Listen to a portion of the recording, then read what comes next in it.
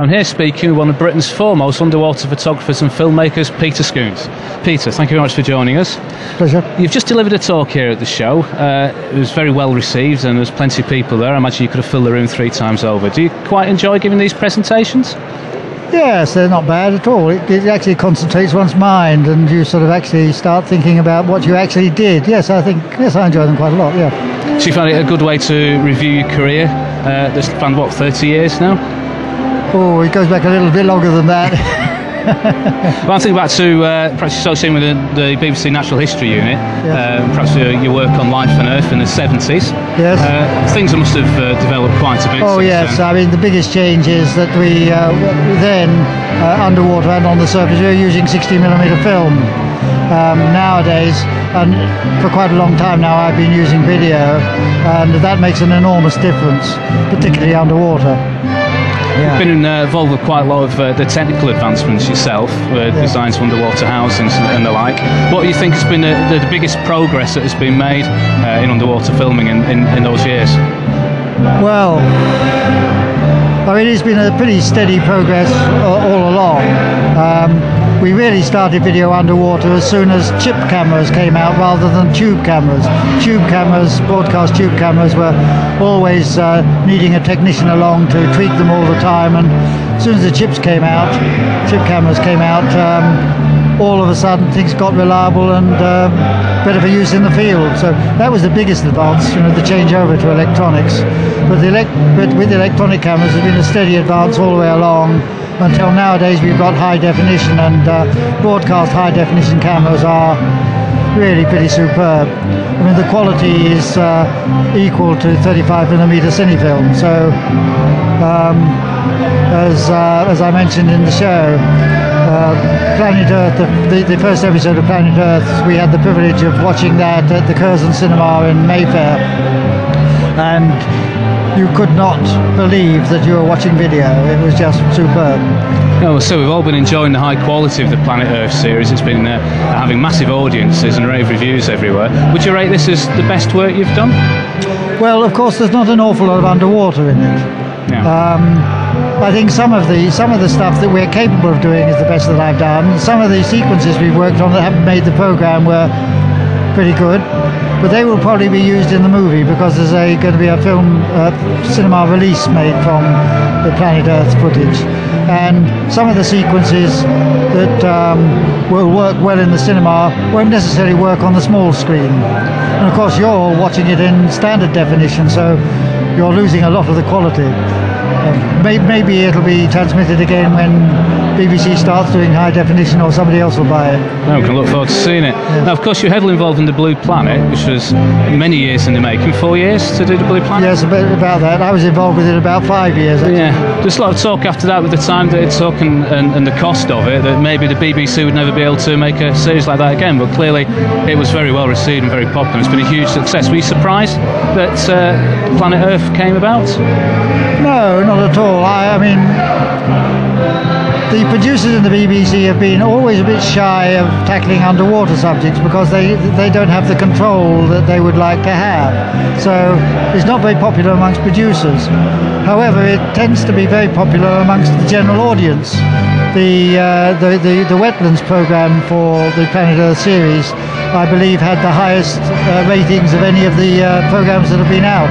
We haven't got all the figures in yet, but no, Planet Earth was actually the most profitable project the BBC has ever made. So it does work, but it did cost a lot to make. People will be looking very hard at Planet Earth to see how that does. And it goes from step to step. They are expensive projects to make, and if one goes well, it doesn't necessarily mean that you're going to get the funding for the next one. People are always touchy about spending that amount of money. Mm-hmm. However, there are other possible things in the pipeline which might take it forward, but unfortunately nowadays budgets are being cut all over the place. With the proliferation of channels, the money has to be spread over fewer and fewer outlets, and so naturally budgets are being cut down very much. Unfortunately, wildlife filming is still very expensive. Unfortunately, it's an endangered species in its own right. Indeed. Now, we've seen you in Brazil filming the piranhas, and we've seen shots of you throwing a camera into a boat in frustration. It must have been very, very difficult working in those conditions.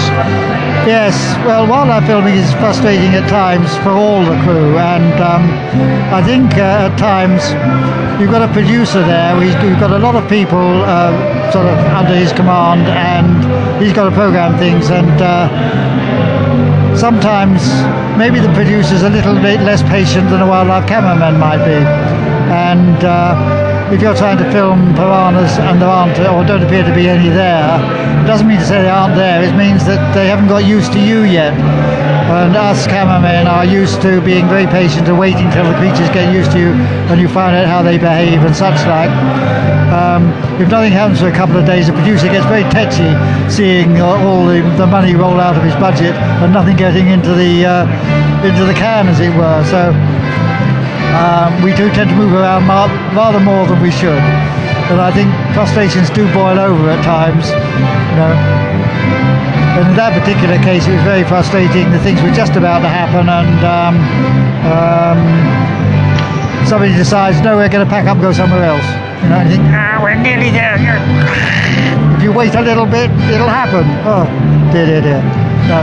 So have you ever had a brief that you've been given that you've not been able to achieve, something that's completely evaded you? Oh yeah, many times. Certainly on Blue Planet and on this latest series, there have been shoots that have gone out and got nothing. On this shoot, there was one shoot we went to the Aleutian Islands in Alaska to film humpback whales feeding on krill up there with shearwater swimming around them. Very frustrating. Not only were the visibility conditions pretty bad, like about sort of 10 to 12 foot visibility, trying to film whales feeding on krill when you're not allowed within 100 foot of them, very difficult. You have to work in the American states with scientists that make sure that you abide by the rules. So it's very frustrating to spend a month and a half up there not getting anywhere near the animals.